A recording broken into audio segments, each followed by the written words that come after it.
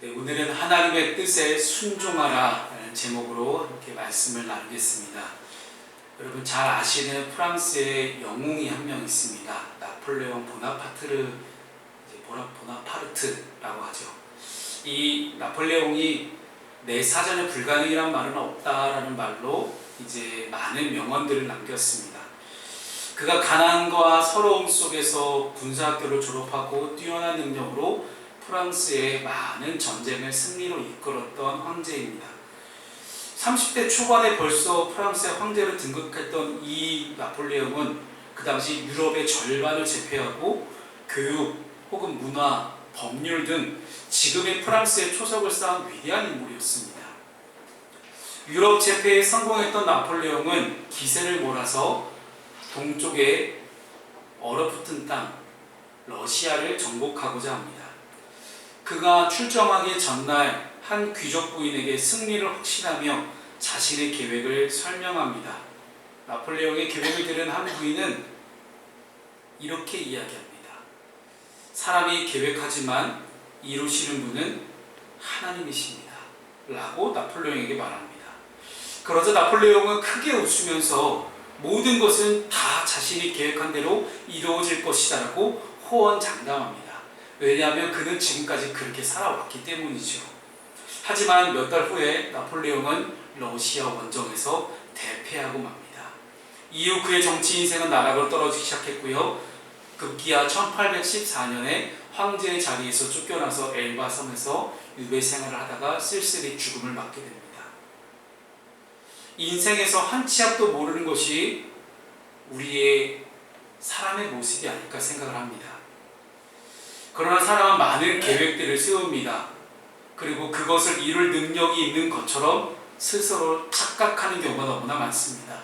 그러나 여러분, 분명한 성경의 가르침은요, 계획은 사람이 아니라 하나님께서 이루십니다. 반란을 일으킨 압살롬의 계획은 너무나 완벽했습니다. 그리고 그 반란이 이제 곧 다 완성될 것처럼 보였습니다.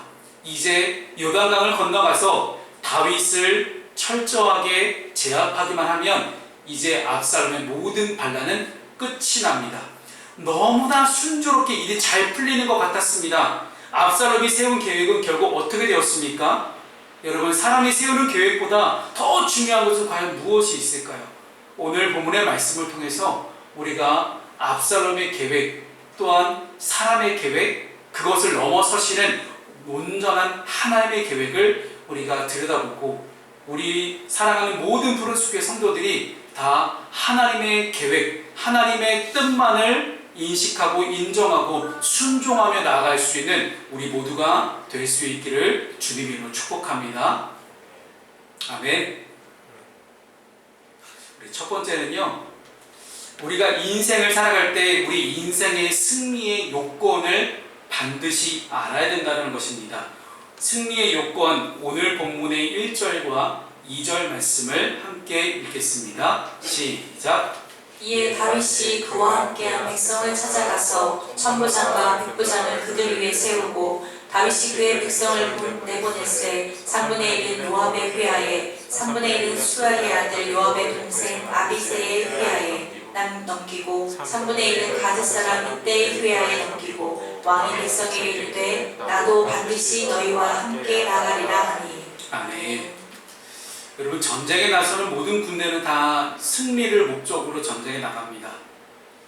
내가 패할 것을 예상하고 전쟁에 뛰어드는 그런 사람은 아마 없었겠죠. 그러나 승리를 바란다고 해서 모두가 승리할 수 있는 것도 아닙니다. 누군가가 승리하면 한쪽은 패배하게 되어 있습니다.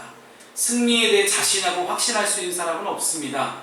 승리를 얻기 위한 계획을 철저하게 세우고 승리할 수 있는 조건을 갖추었다고 해도 자그마한 변수 하나 때문에 승리를 할 수 없는 일들이 우리에게 벌어지기 때문입니다. 다윗을 이스라엘 땅에서 완전히 몰아낸 이 압살롬이 승승장구하며 다윗을 계속해서 추격합니다. 그의 계획이 톱니바퀴처럼 너무나 잘 맞아떨어졌기 때문에 이제는 다윗이 끝났다라고 생각하실지도 모릅니다. 순식간에 예루살렘을 장악한 압살롬의 기세가 이제 다윗을 턱밑까지 추격했습니다. 이제는 압살롬이 완전히 승기를 잡았다라고 생각이 되었을 때 압살롬은 승리를 놓쳐버렸습니다. 왜일까요?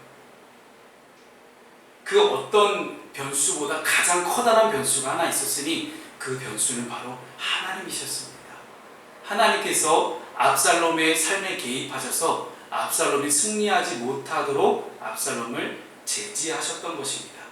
압살롬의 군대가 전혀 약하지도 않았어요. 압살롬은 몇 년의 기간을 동안 철저하게 전쟁을 준비해왔기 때문에 절대로 압살롬이 실패할 확률이 적었습니다. 그러나 압살롬이 생각하지 못한 복병은 딱 하나, 하나님이셨습니다. 압살롬이 만난 복병, 하나님의 개입하시면 어떤 걸로 보일 수 있을까요? 첫 번째는 후세라는 사람이었어요. 여러분 말씀을 묵상하신 분들은 아시겠지만 원래는 다윗의 편에 섰다가 압살롬 편으로 붙었던 아히도벨이라는 사람을 여러분 기억하실 겁니다. 분명히 이게 잘못됐다는 걸 알면서도 대세를 따라서 압살롬을 쫓아갔던 아히도벨, 지난주 말씀 기억하시죠? 이 아히도벨이 너무나 전략을 잘 짰기 때문에 압살롬은 승승장구할 수 있었는데 갑자기 후세라는 사람이 등장해서 나는 다윗으로부터 도망쳐 왔습니다. 압살롬 당신께서 나를 거두어 주시면 좋겠습니다 하고 똑같이 아히도벨과 비슷한 수준의 전략가로 후세가 등장합니다. 아히도벨은 지금 다윗이 도망가고 있으니 시간을 지체하지 말고 서둘러서 다윗을 쫓아가자라고 이야기합니다. 근데 갑자기 후세가 등장해서 다윗을 만만하게 보면 안 됩니다. 신중론을 펴면서 조금만 천천히 전열을 가다듬고 다윗을 쫓아가시지요 라고 그렇게 이야기합니다. 이 후세의 계략이 압살롬에게 채택이 되고 그 모든 과정 속에서 하나님은 압살롬의 마음을 두렵게 만드셔서 쫓아가자는 아히도벨의 전략이 아닌 후세의 전략을 선택하게 만드셨습니다. 이렇게 하나님의 간섭과 후세의 계략으로 다윗은 시간을 벌 수 있었습니다. 전장에서 잔뼈가 굵었던 다윗이었기 때문에 그가 세 부대로 나누기 시작합니다. 천부장과 백부장을 세우고 세 개의 부대로 나눠서 다시 압살롬의 군대에 맞설 준비를 합니다. 여러분 이게 얼마나 중요하냐면요, 전쟁에서 전열을 정비하고 다시 대형을 갖춰서 맞서 싸운다는 것이 굉장히 큰 차이가 있습니다. 특히 지금처럼 어떤 미사일을 쏘고 대포를 쏘는 그런 시기가 아니라 고대 시대에 칼과 창으로 싸우는 전쟁이었기 때문에 전열을 갖춘다는 것은 굉장히 큰 의미가 있었습니다. 비록 다윗이 전쟁에 나서진 않았지만 요압과 아비세 이때라는 훌륭한 장군들을 앞에 세워서 다시 전쟁에 맞서기 시작합니다. 사랑하는 여러분, 하나님은 절대로 멀리 계신 분이 아닙니다. 제가 상담하거나 혹은 제자훈련 할 때 많은 성도님들과 대화를 나누는 가운데서 느껴졌던 한 가지는요, 여러분들이 하나님을 너무 멀리 계신 하나님을 인식한다는 거예요. 마치 산 하나를 넘어서 저 멀리 계신 분이기 때문에 지금 여기서 내가 정성을 다해서 뭔가를 심혈을 기울여야지만 내 목소리와 내 뜻이 하나님께 닿을 수 있는 것처럼 생각하는 그런 경우가 있다는 것입니다. 절대로 그렇지 않습니다. 하나님은 멀리 계신 하나님이 아니라 지금 나와 함께 하신 하나님이심을 우리가 믿음으로 고백할 수 있기를 소망합니다. 하나님 항상 우리와 가까이 계시고 우리의 삶에 깊은 관심을 갖고 계시며 매 순간 간섭하시고 우리의 삶을 인도하십니다. 다윗이 전쟁에 나서는 군사들에게 자신을 위하여 압살롬을 너그러이 대해달라고 당부한 것은요, 이미 승리에 대한 확신이 있었기 때문이에요. 다윗은 하나님이 간섭하시면, 하나님이 함께 하시면 반드시 전쟁에서 승리할 수 있다라는 강한 확신이 있었습니다. 또한 다윗은 자신을 죽이려고 하는 그런 아들과는 다른 마음을 가졌습니다. 지금 압살롬은 어떻게든 자기 아버지 다윗을 죽이려고 쫓아오고 있지만 다윗은 이미 아들 압살롬을 용서했고 여전히 사랑하고 있습니다. 이럴 수 있었던 이유는요, 다윗이 지금까지 경험했던 하나님이 사랑과 용서의 하나님이시기 때문에 가능했다는 거예요. 다윗은 하나님처럼 눈에는 눈으로 갚는 사람이 아니라 용서와 사랑을 베풀 줄 아는 그런 다윗이었기 때문에 원수와 같은 마음을 품지 않고 원수를 진심으로 사랑하고 용서할 줄 아는 그런 사람이었습니다. 하나님의 성품, 하나님의 마음을 누구보다 잘 알고 있었기 때문에 다윗은 압살롬을 용서하기를 바랬고, 그래서 자기의 휘하 장군들 모든 백성들에게 압살롬을 제발 죽이지 말아달라는 그런 부탁을 하게 됩니다. 사랑하는 여러분, 승리의 요인은 단 하나였습니다. 하나님 한 분밖에 없었습니다. 하나님 한 분 때문에 이 모든 전쟁의 승패가 갑자기 전세가 역전되고 승패가 결정됩니다. 하나님은 다윗처럼 우리가 하나님을 의지하고 하나님의 간섭하심을 받아서 하나님의 마음으로 용서와 사랑을 베푸는 그런 사람이 되길 원하고 계십니다. 우리의 삶에 깊숙이 개입하시고 우리의 삶에 정말로 많은 관심을 갖고 계신 그 하나님을 우리가 잘 붙들어 낼 수 있기를 소망합니다. 두 번째는요, 우리가 공동체를 생각하라는 거예요.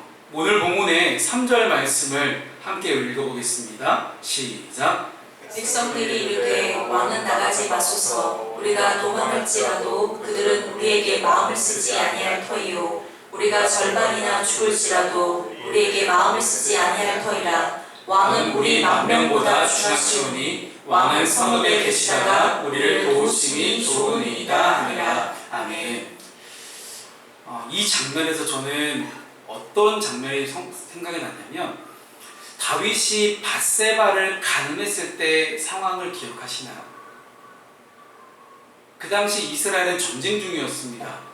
근데 그 이전까지만 해도 다윗은 왕으로서, 하나님이 세우신 왕으로서 늘 전쟁의 현장에 나가서 직접 싸우지 않더라도 어쨌든 전쟁의 현장에 나가서 군대를 지휘할 줄 아는 그런 하나님의 사명자였습니다.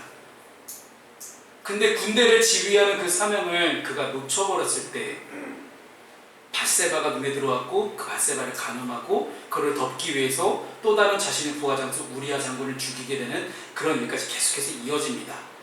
그래서 아마 지금 다윗의 입장에서 비록 지금 다윗이 하나님의 심판을 받고 있는, 아들의 반란이라는 하나님의 심판을 받고 있는 상황이지만 다윗은 나가서 전쟁터에 나가서 싸우고 싶었어요. 왜요? 그가 자신의 사명을 감당하지 않았을 때 그는 죄에 빠질 그런 가능성이 있다는 연약한 사람이라는 것을 그가 알았기 때문이에요. 그래서 어떻게든지 전쟁터에 나가서 자신의 사명을 감당해야지만 또다시 죄에 빠지지 않겠구나는 그런 마음이 들지 않았을까 싶습니다. 어쨌든 다윗은 전쟁터로 나가 직접 군대를 지휘하고자 합니다. 또 다른 이유가 아마 있었을 거예요. 왜냐하면 내가 전쟁터에 나가서 사명을 감당하지 않으면 죄에 빠질 수 있을 거라는 그런 연약한 마음 플러스 또 하나가 뭐냐면 자신의 손으로 직접 압살롬을 마주하고 압살롬을 죽이기 싫었던 거예요. 아들을 너무나 사랑했기 때문에 부하들에게만 맡겨놓지 않고 자신이 직접 나가서 압살롬의 생과 사를 본인 손으로 결정하고 싶었을 것입니다. 그런데 부하들이 말립니다. 아마 부하들 마음도 이해가 돼요. 분명히 다윗 왕이 적군의 눈에 보이면 우리가 죽는 건 상관하지 않고 그들은 분명히 다윗 한 명에게만 달려들 겁니다. 왕은 너무나 위험해서 안 됩니다. 다윗 왕이 죽으면 절대로 우리는 다시 전열을 가다줄 수 없기 때문에 왕의 목숨은 우리의 만명의 목숨보다 중요합니다 라고 그렇게 이야기합니다. 근데 이 모습 속에서 저는 이 부하들의 마음이 느껴졌어요. 서로 아껴주며 사랑하는 공동체는 외부의 그 어떠한 공격에도 흔들리지 않고 굳게 설 수 있구나라는 그런 생각이 들기 시작했습니다. 이 압살롬의 반역은 아마도 다윗의 인생에서 가장 커다란 충격을 준 사건 중에 하나였을 것입니다.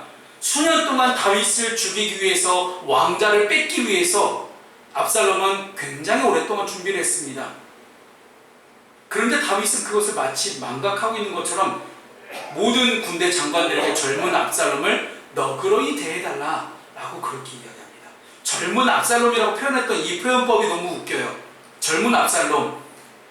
마치 압살롬이 어린 나이에, 아무것도 모르는 어린 나이에 그냥 치기에 어려서 그냥 버린 일이니 너 그렇게 생각해달라는 그런 뜻이 담겨져 있는 말이 이 젊은 압살롬이 아닐까요? 몇 년 동안 사울에게 쫓겼던 다윗은 이제 아들에게 쫓깁니다. 너무나 슬픈 현실이에요. 사울에게 쫓기던 시절에 다윗은 젊기라도 했죠. 지금은 그렇지도 않아요. 늙은 다윗입니다. 그런데 그는 여전히 자비롭습니다. 사울에게 쫓겨다닐 때도 사울을 용서했지만 압살롬에게 쫓겨다닐 때도 압살롬을 용서하는 그런 모습을 보여요. 그런데 결국 압살롬은 누구의 손에 죽습니까? 요압의 손에 죽음을 당하게 됩니다. 요압은 다윗의 간곡한 부탁에도 불구하고 문제의 원인이 되었던 압살롬을 한 번에 제거를 해버립니다. 이렇게 요압이 문제가 될 것을 생각하고 다윗은 후에 요압 대신 압살롬 반란군에 있었던 아마사라는 사람을 군대 장관을 세워서 나중에 이 정계를 재편하고자 합니다. 그런데 그 아마사 또한 요압에게 또 죽임을 당합니다. 그래서 다윗은 늙기 전에, 마지막에 늙어 죽기 전에 아들 솔로몬 왕에게 유언으로 남겼던 말이 뭐냐면 요압을 제거할 것을 명령합니다. 그래서 결국 요압은 솔로몬의 어떤 가장 친위대라고 할 수 있는 시위대장인 분야라는 사람의 손에 나중에 죽임을 당하게 됩니다. 다윗이 솔로몬에게 거의 개국공신과도 같았던 요압을 반드시 죽이라고 했던 이유는 무엇일까요? 공동체를 위함이었습니다. 반드시 이 공동체의 평화를 깨뜨릴 만한 인물이니 저 요압을 제거하지 않으면 솔로몬 시대의 평화가 오지 않을 것이라고 생각했던 것입니다. 근데 여러분, 너무 슬픈 현실은요, 이 요압도 다윗의 친인척입니다. 즉 요압이 다윗의 조카예요. 다윗의 이복 여동생 중에 스루야라는 이복 여동생이 있고 이 이복 여동생 스루야의 아들이 요압입니다. 그러니까 다윗은 요압에게 있어서 외삼촌이라는 거죠. 자신의 조카가 사울에게 쫓겨날 때부터 늘 옆에 붙어서 함께 해줬지만 공동체를 질서를 무너뜨리는 요압을 다윗은 제거하지 않을 수가 없었습니다. 요압은 수많은 전쟁에서 큰 공을 세웠던 사람이 맞습니다. 그리고 다윗 왕국을 튼튼한 반석에 올려내온 사람도 맞아요. 그러나 자신의 주군이었던, 자신의 왕이었던 다윗의 뜻과는 달리 자신의 뜻대로 행합니다.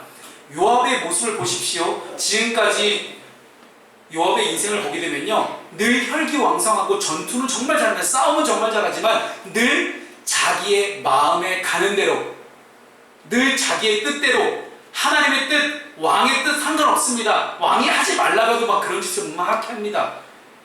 그만큼 하나님의 뜻과는 상관없이 자신의 욕망대로 살아가다가 비극적인 최후를 맞이한 사람이 바로 요압 장군입니다. 그래서 하나님께서는 항상 우리 공동체 안에 평화가 가득하길 바라십니다.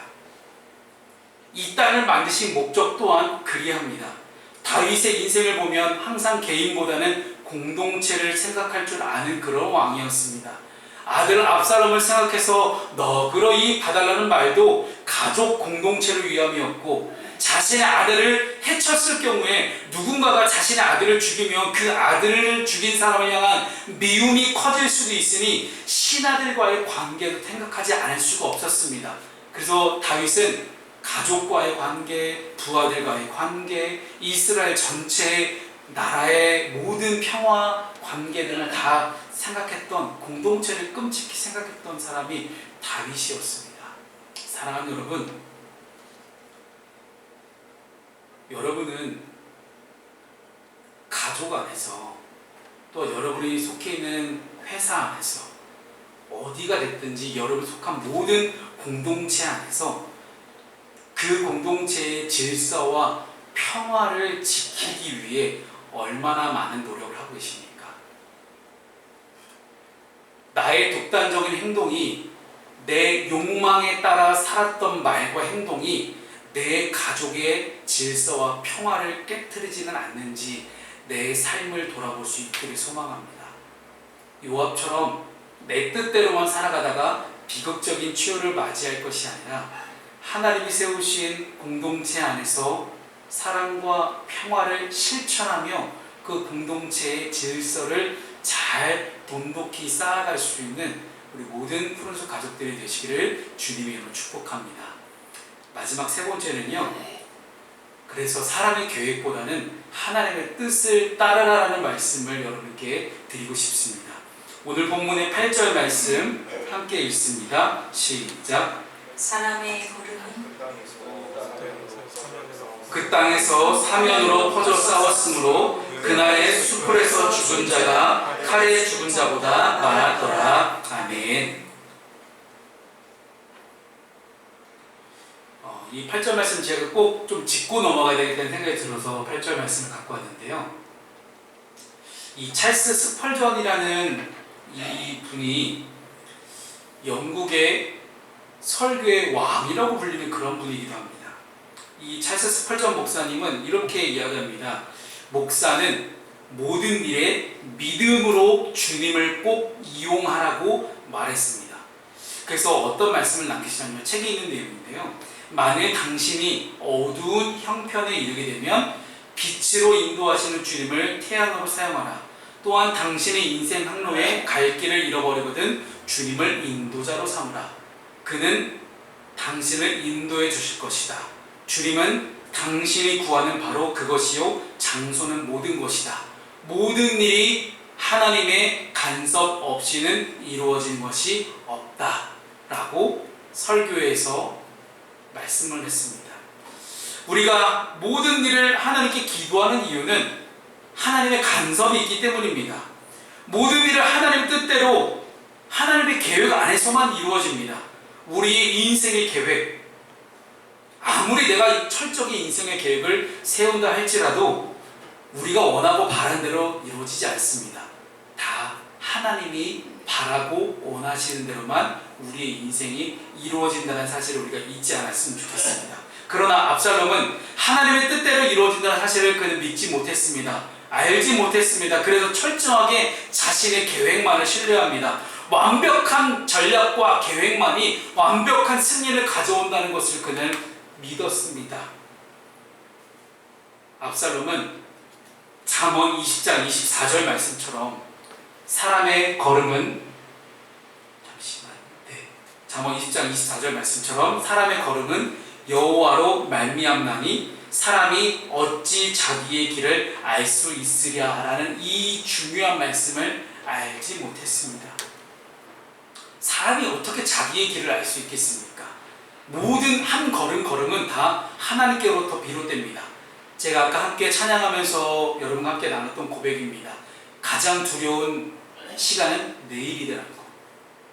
가장 두려운 시간인 내일을 맞이하기 이전에 우리는 오늘을 선물로 받았으니 오늘 한 걸음을 내디딜 때 하나님과 함께 걸으라는 것입니다. 자기의 길을 모르는 사람이 세우는 계획은 절대로 이루어지지 않습니다. 많은 사람들이 걸음을 인도하신 하나님을 모른 채 스스로 인생의 계획을 세워봅니다. 이렇게 하면 되겠지? 하나님에게 없는 계획은 헛된 계획일 뿐입니다. 압살롬의 계획에는 하나님이 빠져 있었던 것입니다. 하나님의 뜻보다 자기의 욕망이, 하나님의 뜻보다 자기의 생각이, 하나님의 계획보다 자기의 계획이 더 중요했고, 하나님이 원하시는 일보다 자기가 이루고 싶은 일이 더 중요했던 사람이 바로 압살롬이었습니다. 근데 이 압살롬의 야망 때문에, 그 한 사람의 야망 때문에 수많은 사람들이 죽어가는 일들이 오늘 벌어졌던 것입니다. 그러나 다윗은 압살롬과는 달랐습니다. 걸음을 인도하시는 분이 하나님이라는 사실을 분명히 알았기 때문에 사람의 계획보다 하나님의 뜻을 신뢰했던 사람이 다윗입니다. 압살롬을 피해 도망치는 이 신세가 얼마나 처량해요. 중간에 시바라는 사람 나와서 조롱하죠. 시브이라는 사람이 돌을 던지면서 욕하죠. 얼마나 열받고 짜증나겠어요. 그러나 하나님의 반드시 뜻이 있다라고, 하나님의 뜻이 있음을 분명히 그는 믿었습니다. 하나님 뜻하신 대로 이루시는 것을 그는 믿었기 때문입니다. 전쟁의 승패가 대단한 군사의 만능과 또한 전략이 있다는 것을 그는 믿지 않았습니다. 오직 하나님의 손에 달려있다는 것을 믿었습니다. 그래서 다윗과 압살롬의 가장 커다란 차이는 하나님의 뜻에 따라 움직이느냐 움직이지 않느냐에 있었습니다. 하나님께 기도하는 것이 다윗에게는 가장 먼저 하는 일이었어요. 사랑하는 여러분, 계획을 세우기 전에 먼저 기도하시기 바랍니다. 그러면 기도하지 않고 세운 계획보다 더 좋은 계획이 머릿속에 떠오를 수 있습니다. 그래서 계획하기 전에 반드시 먼저 기도하십시오. 그것이 하나님과 함께 걸어가는 인생입니다. 사실 오늘 본문의 8절 말씀을 보게 되면요, 이스라엘 군대가 칼에 죽은 사람보다 수풀에 죽은 사람이 더 많다라고 이야기를 합니다. 그래서 수풀에서 죽었다는 게 도대체 무슨 얘기일까 하고 계속 저는 예전부터 궁금했었어요. 근데 예전에 성경을 찾다 보니까 이런 내용이 나옵니다. 하나님이 어떤 인간적인 노력으로 인해서 이 군대를 치셨다는 게 아니라 자연 지형을 통해서 이 이스라엘 군대를 심판하셨다는 거예요. 왜 수풀이냐 하시겠지만 우리가 길거리에 볼 수 있는 그런 수풀과는 조금 지형이 달라요. 이스라엘 수풀은요, 거의 대부분 일단은 땅부터 말씀드리면 이 지형이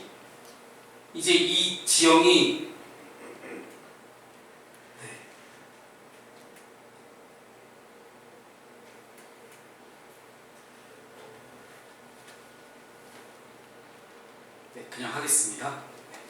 이 지형의 모형이 어땠냐면 여러분 잘 아시는 야곱이 삼촌 라반에게